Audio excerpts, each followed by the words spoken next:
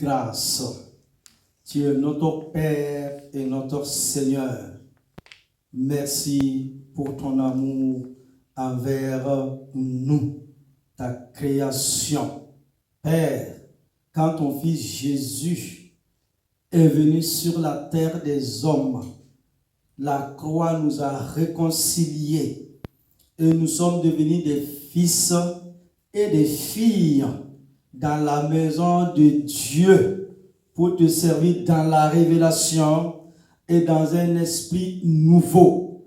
Ô éternel Dieu, que ton esprit, que l'esprit de Fils nous saisisse, ton esprit, la révélation de ta parole, que la gloire et l'honneur te reviennent et que, Seigneur Dieu, ton peuple soit richement béni maintenant. Et au nom de Jésus, j'ai prié. Amen. Amen. Amen. Amen. Gloire à Dieu. Alors donc c'est un privilège pour moi de partager avec vous l'excellente parole de la grâce infinie de Dieu pour à ce culte d'adoration et de louange, que la gloire revienne à notre Dieu. Et voici le titre de mon message. Sinon, l'enseignement de ce matin. Fils ou mercenaire?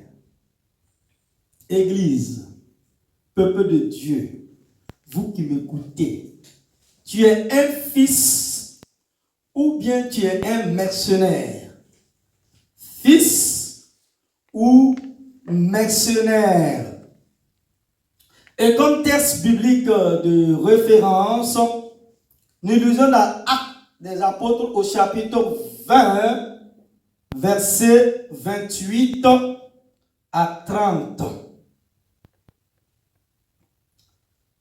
Faites donc bien attention à vous-même et à tout le troupeau dont le Seigneur vous a confié la responsabilité.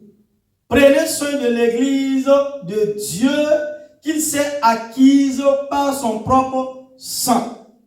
Verset 29. Je sais qu'après mon départ, des loups cruels s'introduiront parmi vous et ils n'épargneront pas le troupeau. Verset 30. De vos propres rangs surgiront des hommes qui donneront des enseignements pervertis pour entraîner les disciples à leur suite. Notre deuxième texte de référence, Ésaïe au chapitre 30, verset 1 à 3. Malheur aux enfants rebelles qui forment des projets en me tenant à l'écart, déclare l'Éternel, et qui concluent des alliances sans se laisser inspirer par moi, accumulant ainsi péché sur péché. Ils descendent en Égypte sans me demander mon avis, pour chercher refuge dans la protection du Pharaon et s'abriter sous l'homme de l'Égypte. Verset 3. La protection du Pharaon tournera à votre honte et l'abri trouvé sous l'homme de l'Égypte à votre humiliation. Que Dieu bénisse sa parole. Amen. Peuple de Dieu, Église, vous qui m'écoutez, je voudrais ce matin aborder avec vous un sujet que l'on aborde peu au sein des églises et qui pourtant est primordial dans notre cheminement spirituel. La relation des fils ou filles avec leur père spirituel. Le père spirituel ou encore l'accompagnateur spirituel accompagne dans sa démarche celle ou celui qui désire orienter davantage sa vie vers le Christ et progresser spirituellement.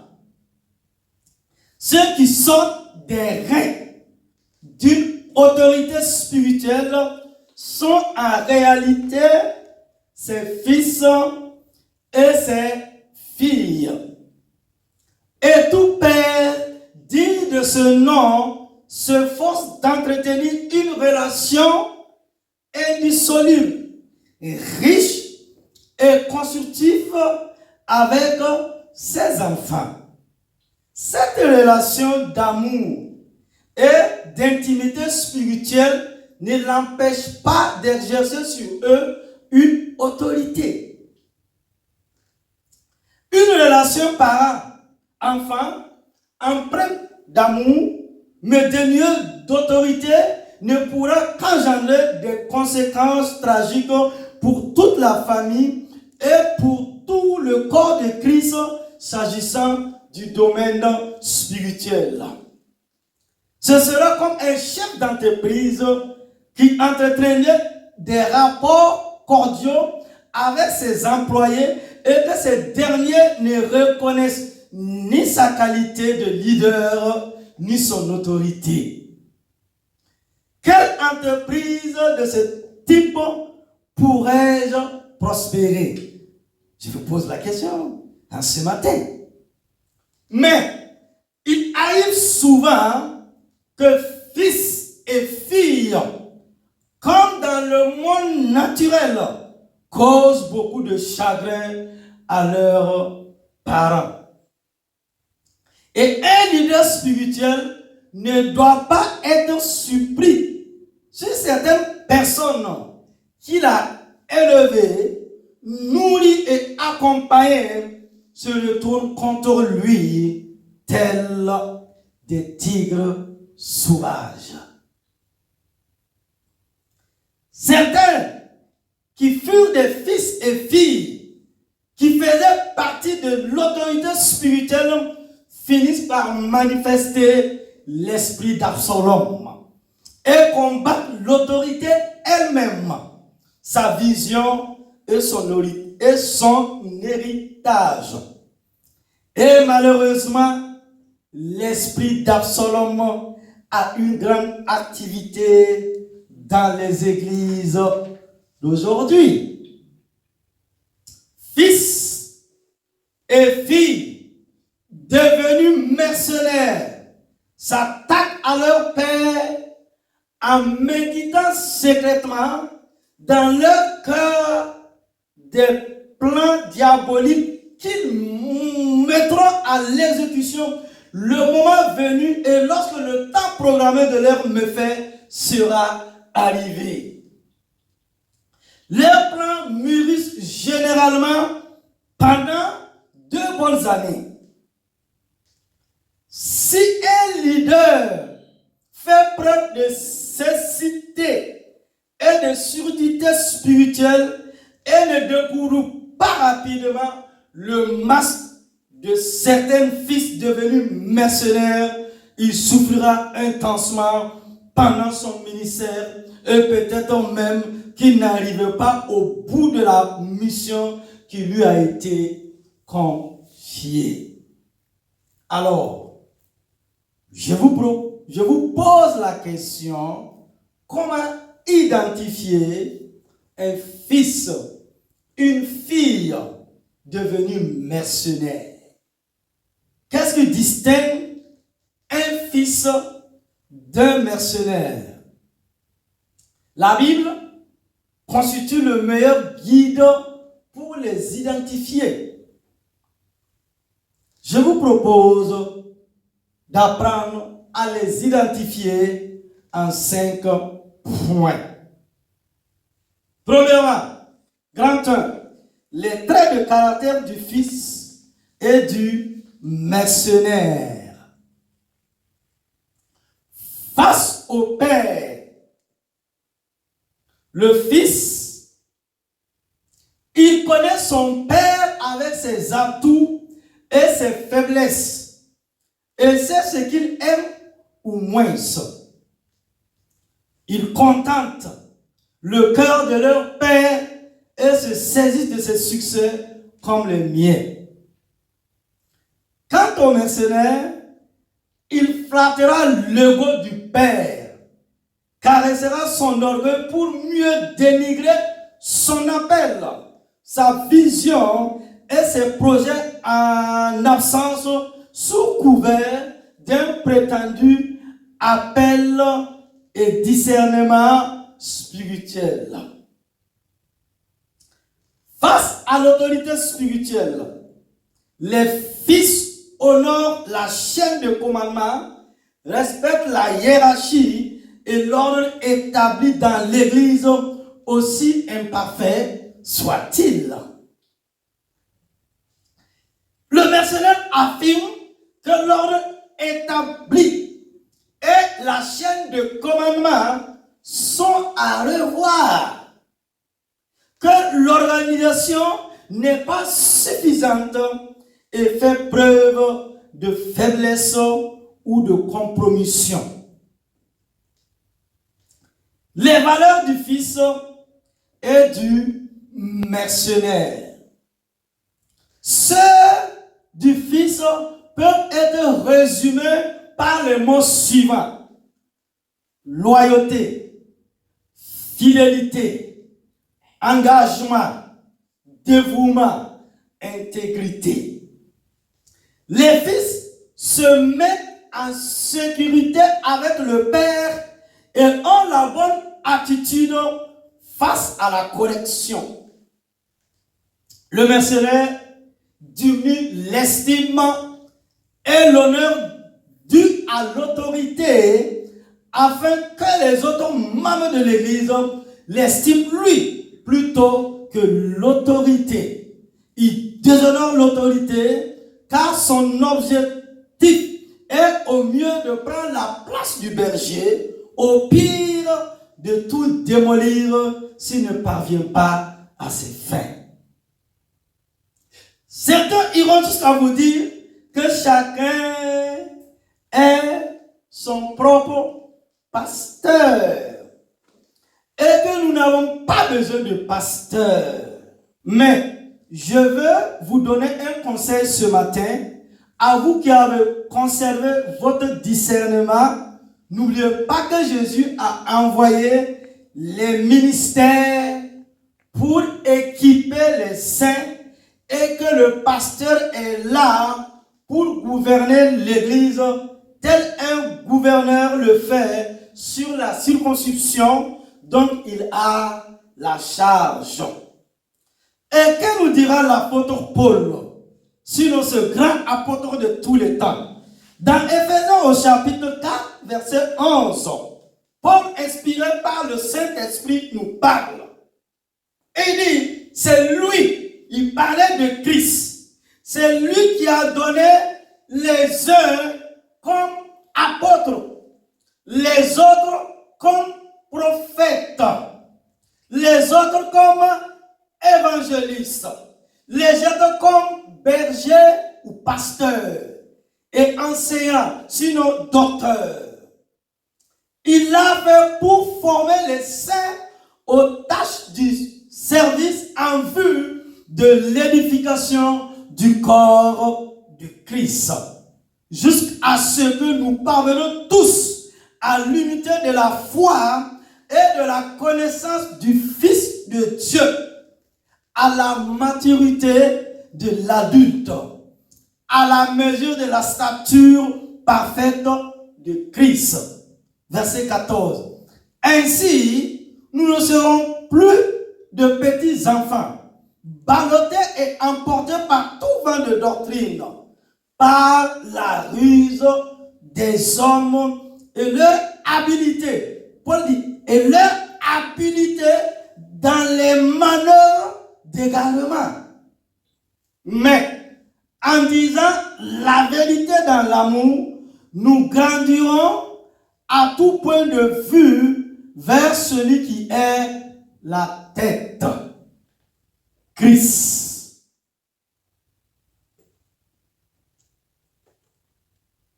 Ne permettez donc pas au diable de déposer de telles semences en vous.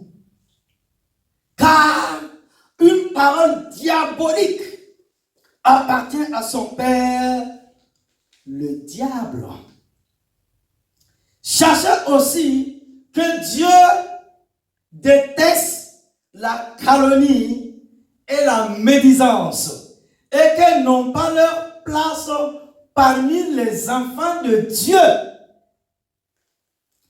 À titre d'exemple, ce n'est pas à cause du désert lui-même, mais à cause de la calomnie que le peuple de Dieu y est mort. Nombre au chapitre 14, versets 2 à 4. Vous qui me suivez, peuple de Dieu, bien-aimés, frères et sœurs en Christ Jésus, dans Nombre au chapitre 14, versets 11 à 27, la Bible démontre bien que celui donc le murmure contre un serviteur de Dieu est devenu le passe-temps favori, murmure contre Dieu lui-même. Myriam en a subi les conséquences et fut frappée par la lèpre. Certains disent, chacun est son propre pasteur. D'autres disent, celui-ci n'est pas vraiment un serviteur de Dieu, c'est un faux prophète. Donc moi, je peux parler. Dieu lui-même dira dans Zacharie chapitre 3, verset 2. Et je lis la parole pour vous. Zacharie au chapitre 3, le prophète Zacharie au chapitre 3, verset 2. L'Éternel dit à Satan, que l'Éternel te réduise au silence, Satan. Que l'Éternel te réduise au silence. Lui qui a choisi Jérusalem. Celui-ci n'est-il pas un bout de bois arraché au feu? Waouh! Gardez-vous de murmurer de manière générale et bien évidemment contre un serviteur de Dieu. Car Dieu ne vous a ni sollicité, ni consulté lorsqu'il a choisi son serviteur. Par ailleurs, avant de l'appeler, il le connaissait avec ses qualités, ses défauts, ses limites et ses faiblesses. Amen. Votre rôle de fils ou de fille est plutôt de le soutenir, l'accompagner et lui dire dans l'amour ce qui à votre sens peut évoluer. Myriam et Aaron n'ont pas compris les choses de l'appel de Dieu. Et comme Moïse était leur petit frère, ils ont oublié que Dieu a dit. Dieu lui-même a dit, ne touchez pas à mes moyens. Ce que j'ai appelé, ce que j'ai choisi, ce que j'ai mandaté, Dieu te dit de ne pas le toucher. Moïse est le choix de Dieu. Sa vie se résume en 3 parties. 40 années, il a été prince en Égypte. 40 années, il a été ce Jéthro, son beau-père. Et 40 bonnes années, il a conduit Israël de l'Égypte jusqu'à la frontière de Kadesh Barnea. Parce que Dieu avait fait la promesse à Abraham.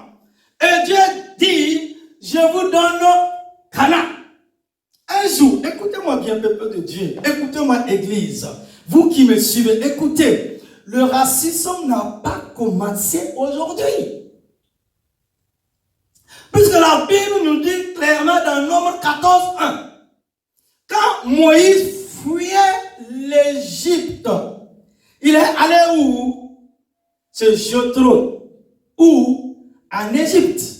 Pourtant, je vous file la révélation de l'Esprit de Dieu. Sophonie 3:10.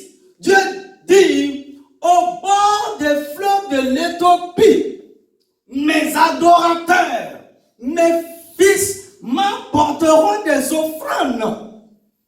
Dieu a permis que Moïse fuisse Jéthro, un Éthiopien, un noir, un Africain.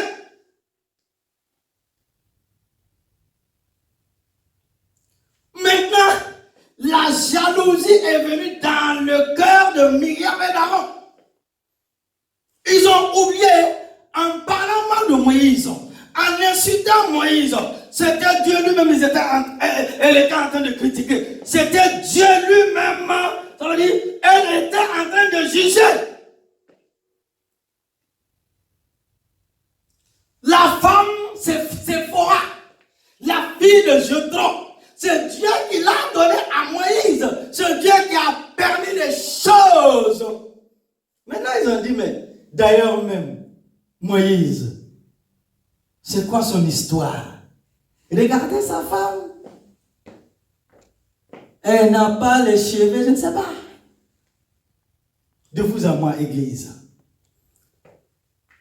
Blanc, noir. Ça va donner quoi? C'est café au lait. Donc, le métissage n'a pas commencé aujourd'hui. Et c'est Dieu qui a voulu voir la beauté des choses comme ça. Ils ont commencé à dire, la femme de Moïse, Moïse lui-même, Pourtant, la Bible dit, Moïse, c'est l'homme le plus patient.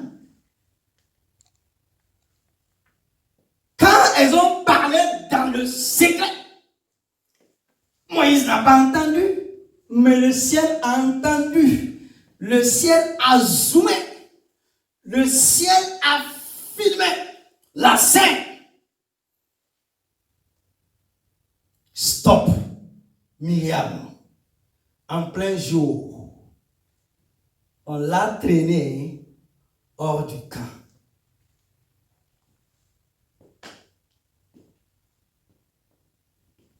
Que Dieu nous aide à ce 21e siècle à saisir les choses de l'esprit. Gardez-vous aussi de juger le serviteur de Dieu alors que vous ne connaissez qu'un dixième de ce qu'il peut vivre. Et vous ignorez les défis auxquels il doit faire face au quotidien.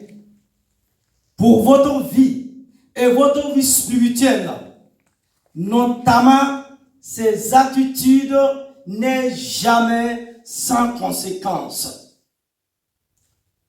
Nous avons vu les traits de caractère du Fils et du mercenaire.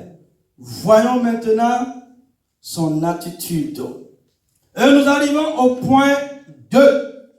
Quelle attitude du Fils et du mercenaire dans l'église et pour l'édification de la maison de Dieu? Dieu a un plan merveilleux et glorieux pour son église. L'ennemi aussi connaît le plan divin de gloire. Et Satan travaille 24 heures sur 24 pour essayer d'empêcher l'église d'entrer dans sa destinée de gloire. Il attaque de l'extérieur. Mais, église, il y a un mais. Toi, pasteur qui m'écoute, toi, berger, toi, serviteur, toi qui as appelé à œuvrer pour Dieu, mais, malheureusement, souvent aussi de l'intérieur. Comment se comportent fils et mercenaires dans l'église? Les fils partagent les préoccupations internes avec le Père. Nous voyons cela dans Ruth au chapitre 3, versets 16 et 17. Les fils cherchent à grandir et à apprendre et veulent faire mieux que le Père. Les fils désirent partager leur vie et leur bien avec le Père. Actes au chapitre 20, verset 20. Le mercenaire, égoïste, avance, masqué, et a pour objectif de disperser, de discréditer. Il attaque l'église et le ministère pastoral pour disperser et ravir les brebis. L'apôtre peut nous donner une révélation ici, dans 1 Corinthiens au chapitre 10, verset 12. Une personne ou un groupe de personnes combattait contre Paul. Et Paul dira, nous n'osons pas nous égaler ou nous comparer à quelques-uns de ceux qui se recommandent eux-mêmes. Mais en se mesurant à leur propre mesure et en se comparant à eux-mêmes, ils manquent d'intelligence, sinon de sagesse et de révélation. Prenez garde. Le mercenaire vous dira combien votre autorité se trompe. Elle mettra l'accent sur les faiblesses de l'autorité et vous montrera ses gros muscles à lui. Ceci, afin de vous détourner de votre place auprès de votre Père spirituel, sinon de votre pasteur. Que celui qui fait face à une telle personne fuit. Fuyez! Je dis fuyez! Si un mercenaire essaie de t'entourlouper par des critiques sur ton pasteur, ton père spirituel, les membres de l'église, fuis mon frère, ma soeur, et prends le temps de mesurer les fruits réels, la vie et le caractère de l'autorité dont il est question. Et regarde les fruits réels, la vie du serviteur de Dieu, avant de ne pas accompagner le mercenaire dans sa folie. Car les mercenaires se nourrissent des erreurs des pasteurs, ou la grande majorité du temps, des exagérations faites contre les pasteurs. Je me pose la question, Église, le peuple de Dieu. Ces mercenaires, sont-ils parfaits eux-mêmes? Je dis, sont-ils parfaits eux-mêmes? Je répète encore, ces mercenaires, sont-ils parfaits eux-mêmes? On se pose la question, mais le diable aime utiliser ce type de mercenaires pour déraciner et arracher les chrétiens de leur église. Mais ne vous déracinez jamais de votre église. Ne traînez pas avec ceux qui se délectent des dernières histoires malheureuses des serviteurs de Dieu. Fuyez-le d'eux. Car lorsque vous n'avez plus confiance dans les serviteurs de Dieu, vous n'avez plus confiance aussi en Dieu.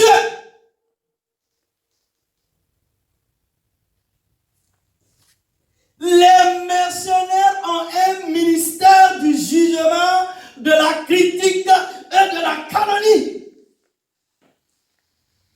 J'ai cherché dans la Bible, mon cher ami, mon ami, mon frère, ma soeur, j'ai cherché dans la Bible.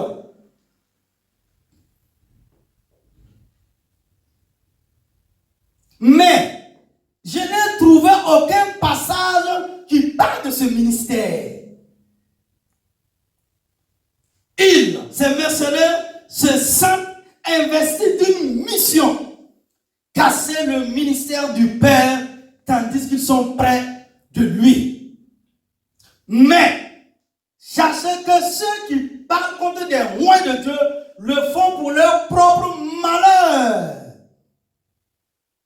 David avait compris ce principe. Il n'a pas osé parler contre Saül.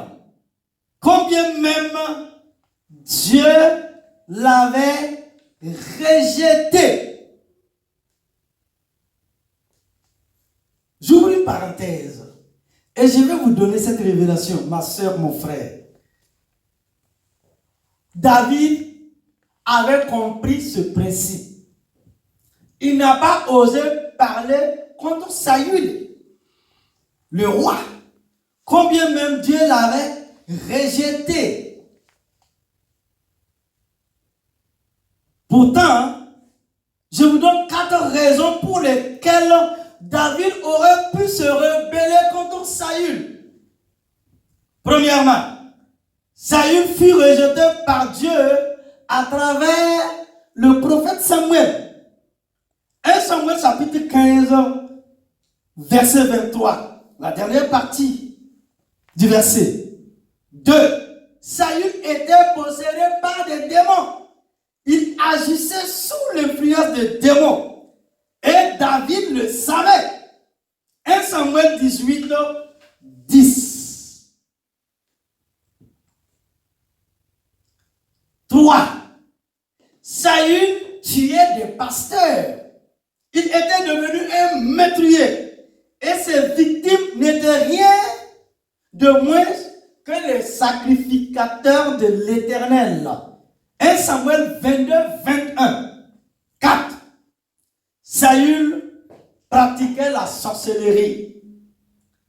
Il passa sa dernière nuit sur terre chez une sorcière. 1 Samuel 28, 7. Malgré d'importantes provocations, David ne changea pas d'attitude envers Saül.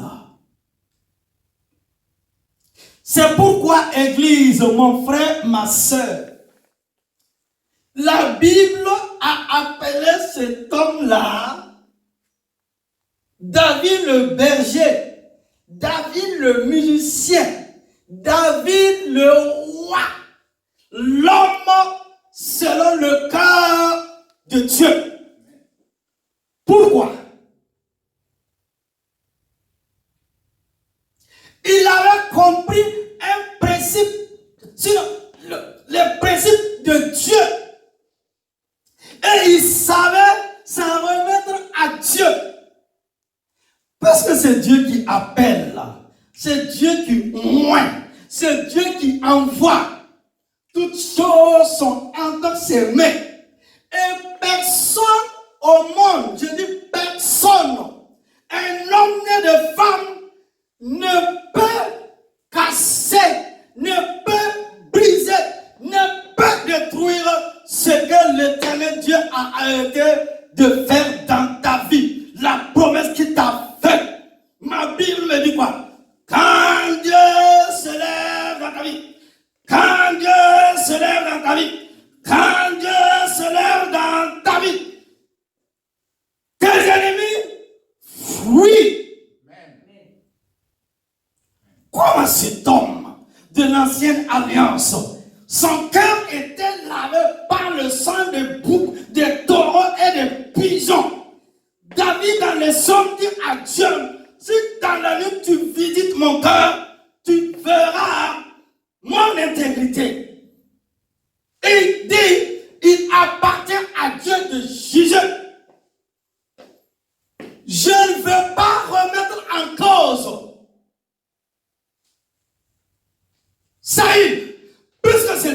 t'a appelé. Et c'est Dieu qui a permis que l'onction vienne sur sa vie.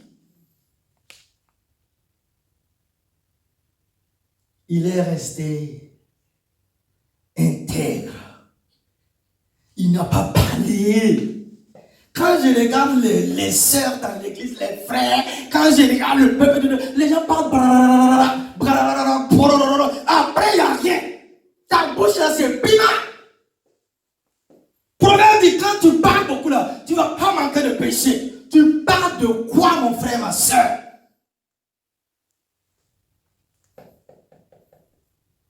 La calomnie, la méchanceté, les médisances, ces choses bizarres, tu ne vas jamais l'emporter dans le paradis de Dieu. Et un peu la crainte de Dieu dans ton cœur.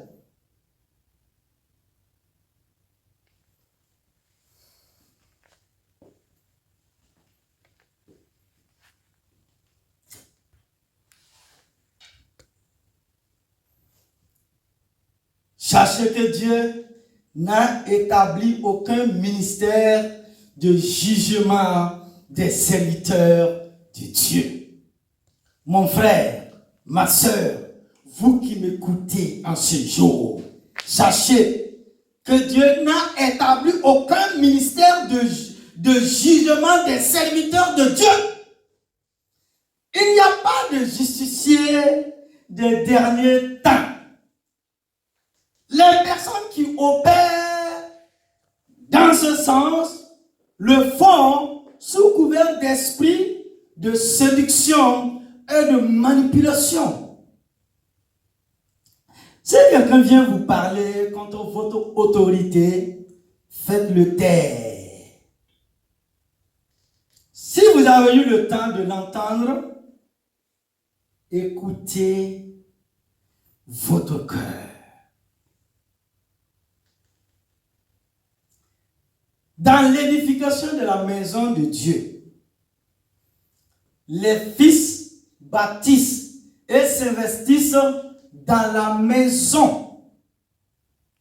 Lisons Néhémie au chapitre 2, verset 18. Et je leur racontais comment la bonne main de mon Dieu avait été sur moi et quelles paroles le roi m'avait avertissant. Et ils se fortifièrent dans cette bonne résolution. Le fils honore son père et épouse la vision de la maison.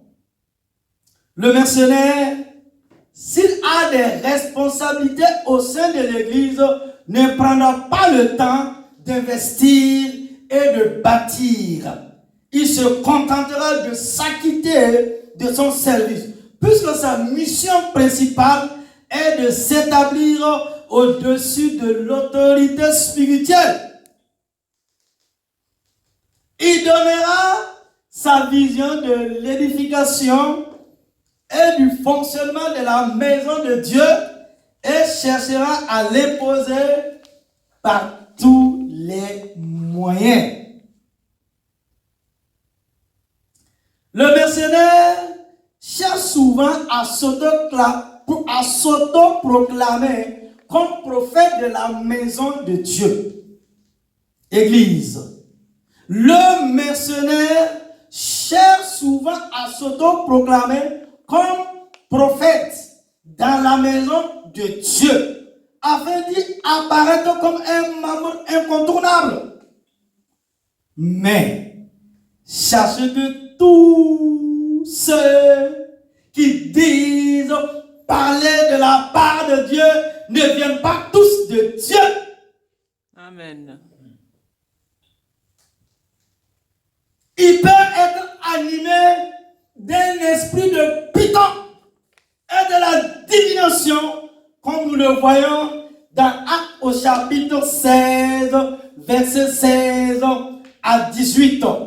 La Bible dit ceci: quand nous allions au lieu de prière, une servante qui avait un esprit de python et qui, en devinant, procurait un grand profit à ses maîtres, vint au-devant de nous et se mit à nous suivre. Paul et nous. Écriez, ces hommes sont les serviteurs du Dieu très haut. Et ils vous annoncent la voie du salut. Elle fit cela pendant plusieurs jours. Est-ce que vous voyez? La Bible dit, cette servante-là, elle a fait cela pendant plusieurs jours. Paul, fatigué, se retourna et dit à l'esprit, je t'ordonne au nom de Jésus-Christ de sortir d'elle. Et il sortit à l'heure même. Regardez, le grand apôtre Paul, un homme moins, un homme qui a été saisi par l'Esprit de Dieu. Paul, un homme enveloppé de la présence de Dieu, qui nous a parlé des dons du ministère, les dons spirituels, l'amour, la puissance de l'Esprit de Dieu. N'est-ce pas cet apôtre-là? Paul était en train d'exercer son ministère. Et la femme qui était dans la ville, qui avait l'habitude de dire des visions, des révélations, c'est démoniaque. Regardez la malice. Regardez comment Satan est rusé. Pour qu'on puisse la voir, elle aussi, elle a dit, vous voyez, Paul, écoutez ce que Paul dit, il est de Dieu, il vient de Dieu. Mais c'est vrai, oui, mais c'est vrai, oui ou non? Tous ceux qui profitaient de cette femme-là, après le départ de Paul, ils allaient dire, hey, Paul aussi donne des visions, des révélations. Mais cette femme aussi, elle a vu que Paul venait de Dieu. Donc cette femme aussi a quelque chose de Dieu. Mais Paul a eu le discernement que cette femme était possédée par un esprit de python. Et excusez-moi de l'expression, mais elle a tellement saoulé Paul et les autres pendant plusieurs jours. Paul était fatigué. Elle s'est retournée. Elle dit, toi, esprit de python, toi, démon, tu vas sortir maintenant de cette femme. Non. Les choses de Dieu, c'est propre. C'est limpide, il n'y a pas. Non.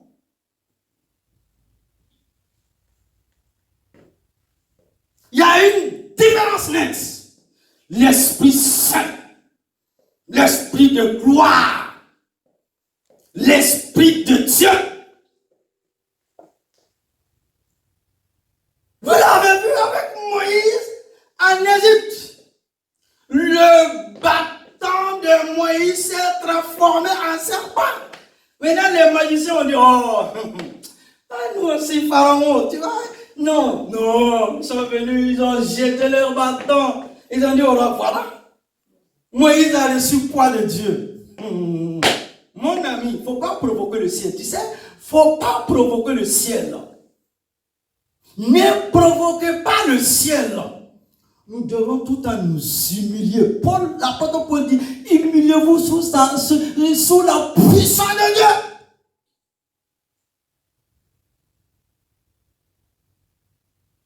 Il y a eu démonstration de puissance. Le seul serpent de Moïse a avalé tous les serpents des magiciens et des charlatans, des sorciers en Égypte ce jour-là. L'éternel Dieu est un. Le Dieu d'Israël, le Dieu créateur du ciel et de la terre. Jésus-Christ de Nazareth, personne ne peut s'égaler à lui. Dieu est Dieu, Église. Dieu est Dieu, mon frère. Dieu est Dieu, ma soeur.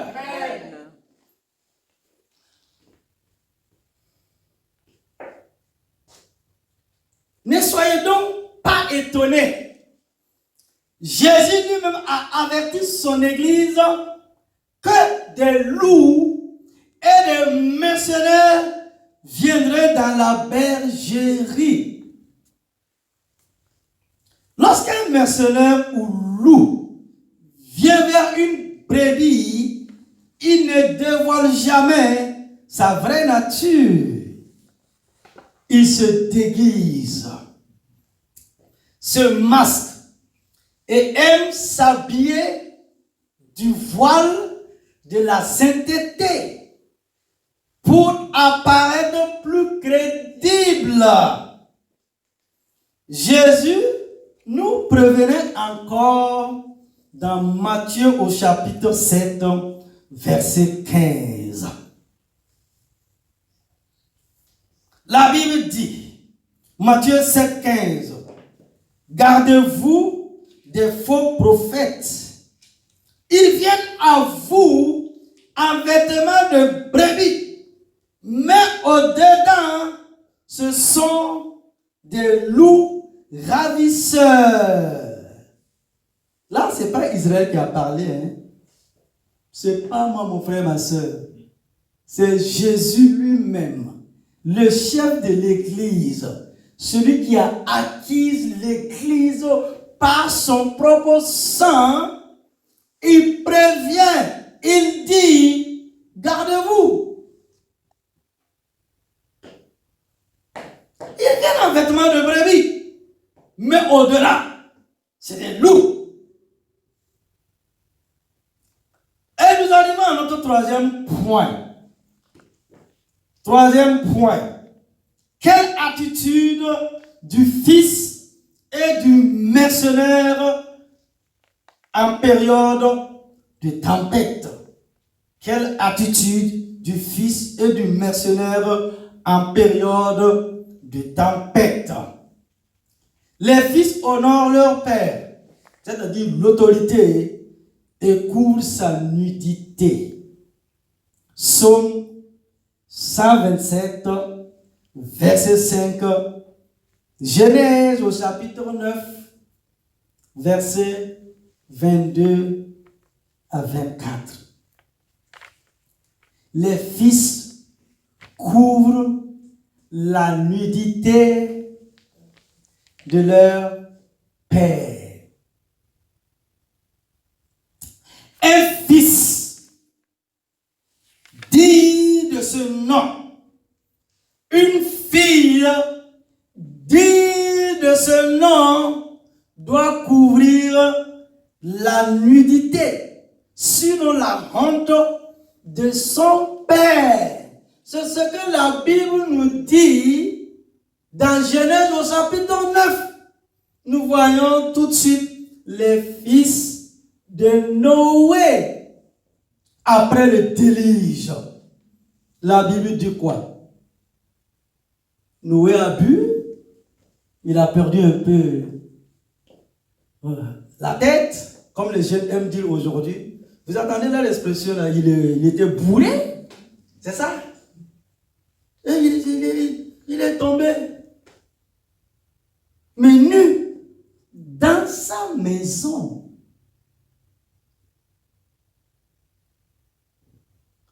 Les autres n'ont pas voulu regarder la nudité de leur papa. Parce que la Bible dit, dans les préceptes, dans la loi de Moïse, un enfant ne doit pas regarder la nudité de son père et de sa mère. Ce fils a eu pitié. Il a eu compassion de son père. Et l'autre a dit, comment tu es nu? Comment ton fils digne, tu peux rire de la nudité de ton père? Tu m'étonnes vraiment. Ah oui. Les autres ont pris un paille.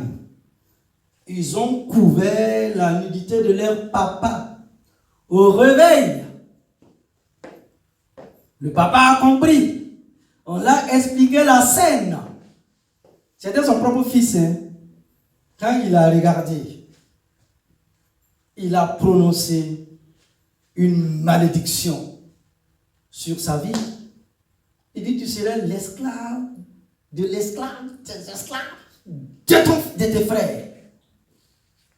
Faites attention. Que ce soit ton père biologique ou ton père spirituel, mon ami, demande à Dieu un peu de sagesse.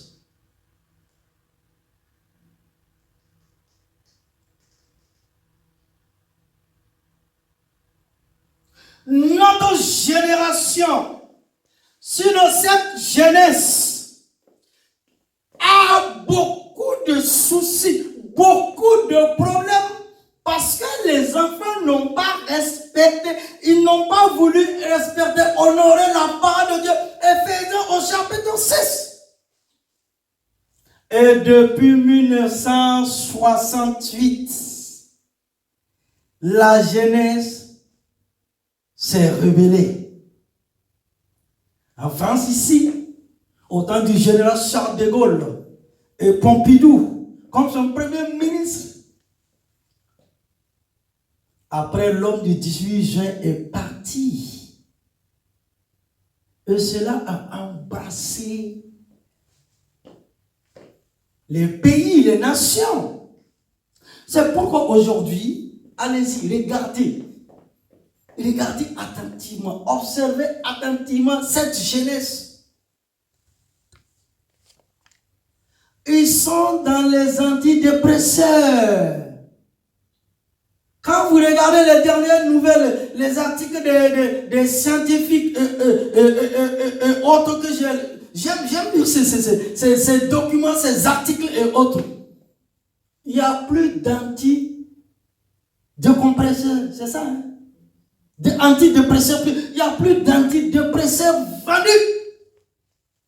Antidépresseurs. La dépression. Les gens dépriment. Ils sont là, ce sont des jeunes, ils sont nés dans le frigo là. Il y a fromage, il y a yaourt, il y a à manger à gogo. Mais ils sont tellement dépressifs. Hello. En Suisse, je disais à l'école biblique, je disais aux petits Suisses, là, je dis, je ne vous comprends pas. Moi, je suis né dans une famille où on mangeait une seule fois par jour. On ne mettait même pas de nourriture dans le frigo, mon ami. Je dis, il faut que vous m'expliquiez un peu quand je suis dépressif, la dépression, là, je vais comprendre ça. Le Saint-Esprit en toi, la parole en toi. J'arrive. Celui qui est en nous est plus fort que ce qui est dans le monde. La rébellion,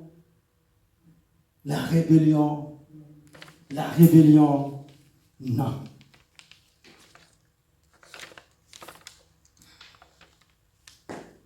Les fils demeurent fidèles malgré les circonstances et persévèrent dans la difficulté. Ils relèvent le défi et s'investissent sans compter.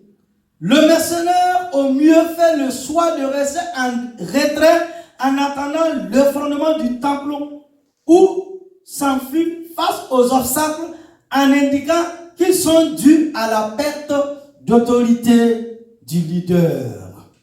Philippiens au chapitre 2, verset 22, Ruth au chapitre 1, verset 16. Que chaque serviteur de Dieu se souvienne que se fier à de telles personnes dans la tempête, c'est comme travailler à sa propre perte.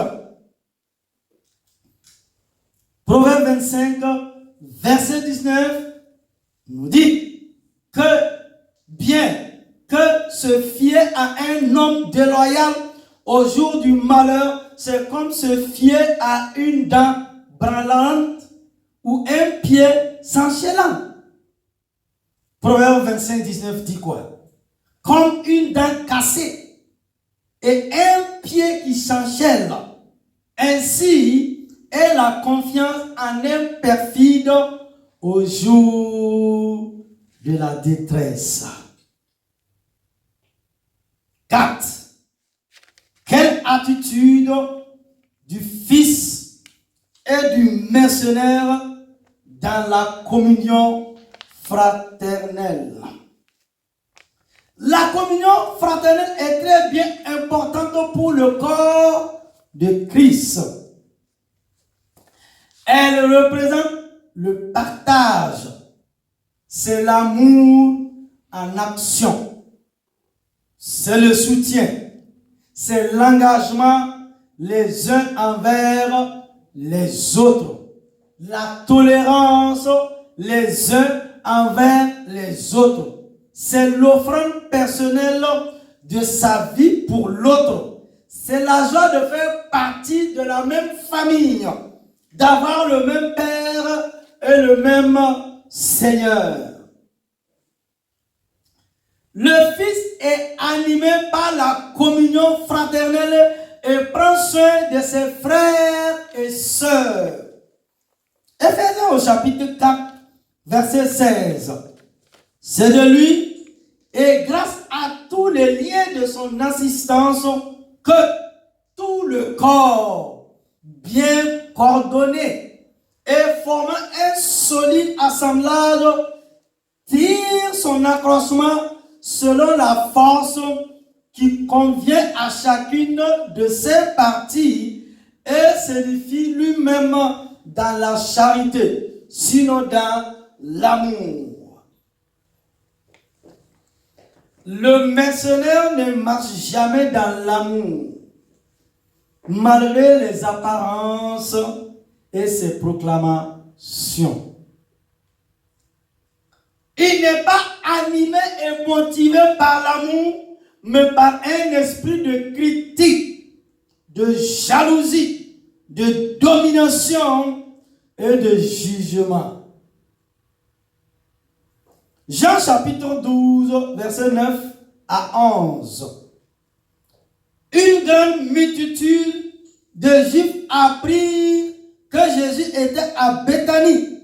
Et ils vinrent, non pas seulement à cause de lui, mais aussi pour voir Lazare qu'il avait ressuscité des morts.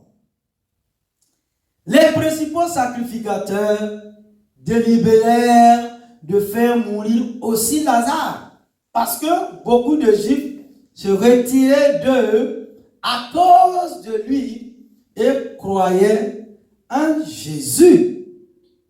Alors que Christ nous a aimés pour nous purifier de tout péché par son sacrifice et par l'eau de la parole. La parole de Dieu redonne la vie au corps tout entier. Si la parole que vous donne le frère, la sœur, n'a pas pour but de vous édifier, de vous réconforter ou de vous reprendre dans l'amour, mais est une occasion de chute ou de rébellion, éloignez-vous. Ma sœur, éloignez-vous. Église, éloignez-vous.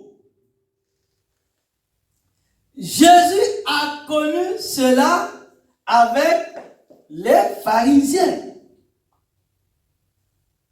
Les mercenaires ne se préoccupent pas du sacrifice de Jésus à la croix. Ils sont là pour juger et casser aussi bien le berger que les brebis, dictant souvent leur propre loi qui n'appliquent même pas à leur propre vie. Leur parole, j'ai dit, leur parole, même la Bible en main, ne vous donneront pas soif de Dieu. la Bible en main, leurs paroles, ne vous donneront pas soif de Dieu. Au contraire,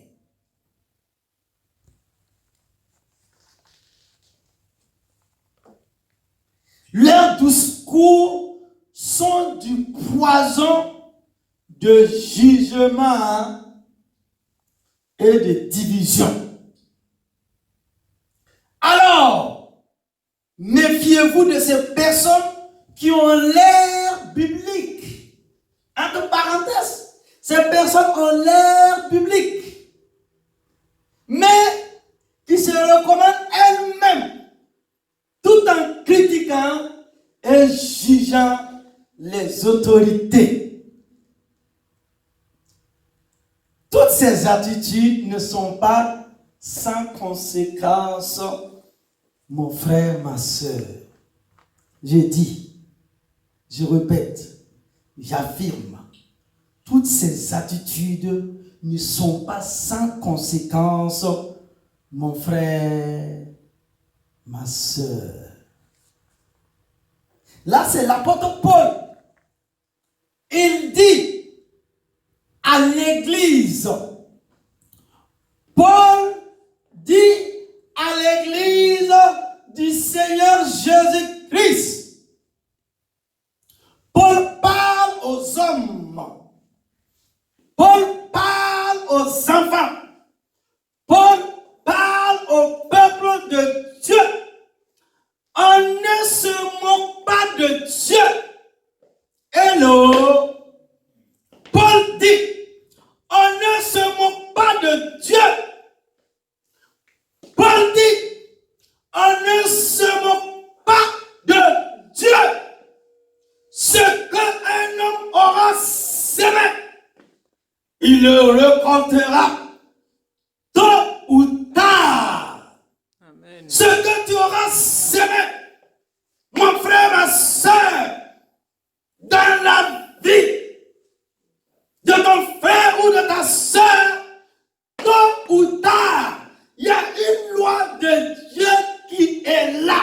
Ce que tu sèmes, tu vas le récolter.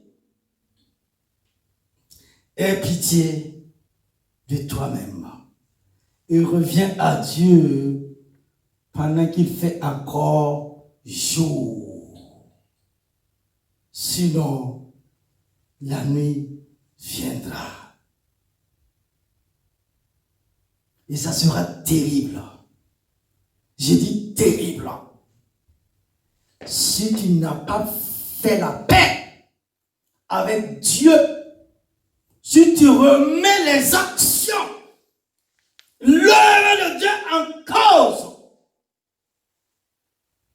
nous sommes tellement, encore l'homme est devenu sauve-grenu. Je ne comprends pas. Nous sommes tellement finis. Nous avons, Église, mon frère, ma soeur, écoute-moi bien. Je parle de la part de l'Esprit de Dieu. Nous avons oublié qu'un jour, on serait dans une caisse. C'est 4, 6 planches. C'est ça, hein? On va nous mettre sous la terre. Et nous allons rencontrer Dieu. Fais la paix avec Dieu pendant qu'il fait encore jour. Tu peux y revenir.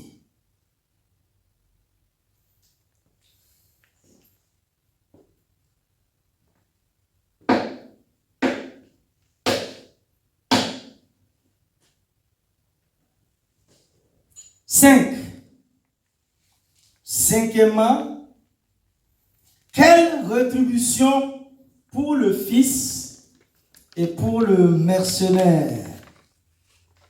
Le 5e point, quelle rétribution pour le fils et pour le mercenaire? Les fils reçoivent une récompense. Apocalypse au chapitre 2, verset 10. Ruth au chapitre 4, verset 15. La protection et la bénédiction de Dieu demeure le partage, la protection divine. Proverbe chapitre 2, versets 7 et 8. Il tient en réserve le salut pour les hommes droits, un bouclier pour ceux qui marchent dans l'intégrité, en protégeant les sentiers de la justice et en gardant la voie de ses fidèles. La bénédiction de Dieu. Proverbe 28, 20. Un homme fidèle est comblé de bénédictions, mais celui qui a hâte de s'enrichir ne reste pas impuni. Les mercenaires reçoivent un salaire. Hello. Les mercenaires, les loups reçoivent un salaire. Comme l'herbe des champs, ils sont fauchés. Qui fait le mal sera retranché. Le méchant complote pour ruiner le juste. Il grince des dents contre lui. L'Éternel se moque de lui, car il voit venir le jour de sa pète. Il tire l'épée, il bande leur arc pour tuer le pauvre et le malheureux, et pour égorger tous les gens qui suivent la voie droite. Mais leur propre épée les transpercera. Vous voyez, je fais comme ça, mais leur propre épée les transpercera. Les méchants verront leur pouvoir briller. Les méchants périssent et les ennemis de l'Éternel sont comme les fleurs des prés, nous dit la Bible. Ils disparaîtront comme une fumée. Ils s'évanouiront. Le méchant emprunte, mais il ne rend pas. Les malfaisants sont supprimés. La postérité de tous les méchants sera retranchée. Le méchant épie le juste. Il cherche à le mettre à mort. La Bible dit quoi? J'ai vu le méchant dans sa violence croître comme un cerf vert et florissant. Mais il est passé. Voici qu'il n'est plus. J'ai beau le chercher, à gauche, à droite, il est introuvable. Vois les mercenaires. Tous seront détruits et ils n'auront plus aucun avenir. Waouh! Les paroles de la Bible, c'est dur, hein? Les gens aiment bénédiction, bénédiction. Waouh!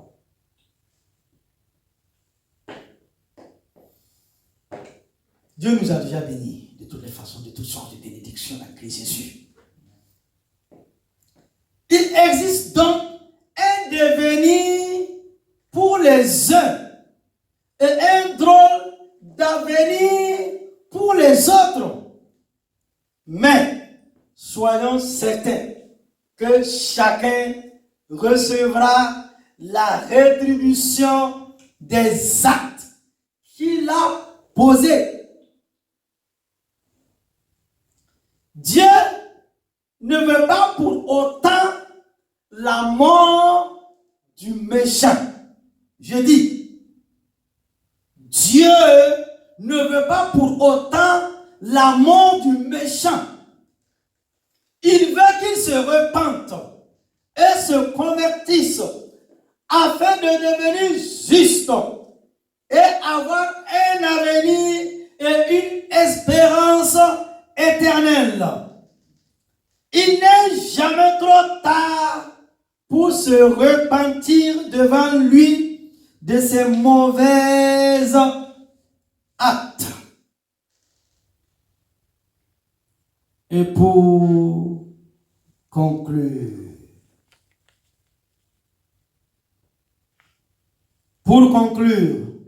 Église, peuple de Dieu, vous qui m'écoutez,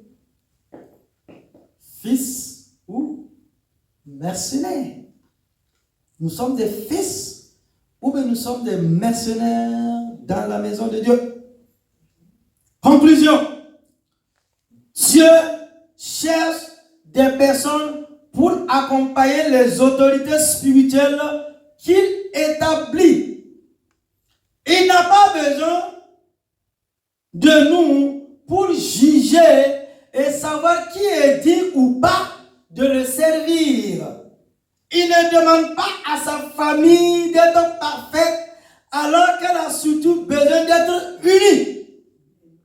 Ézéchiel 22, 30. Je cherche parmi eux un homme qui se lève un mur, qui se tienne à la brèche devant moi en faveur du pays, afin que je ne le détruise pas, mais je n'en trouve point. Prenez conscience que vous êtes engagé dans une guerre spirituelle. Cette même mise en garde est valable pour les pasteurs, les évangélistes, les responsables d'église, mais aussi les membres de l'église. Les attaques peuvent provenir de l'extérieur, mais surtout du cœur de l'église elle-même. En tant qu'ouvrier du Seigneur, il est bon de savoir en quelle qualité nous accomplissons notre mission, fils ou mercenaires. Soyons vigilants, car aucune armée humaine ne tolère que s'installe au milieu d'elle des ennemis qui ont programmé sa disparition. Il n'y a aucune raison pour que l'église de Jésus-Christ soit moins intelligente et l'accepte. Comme le dit 1 Pierre au chapitre 5, verset 9. Soyez fermes dans la foi et résistons au diable. Que Dieu bénisse sa parole et que quelqu'un dise Amen.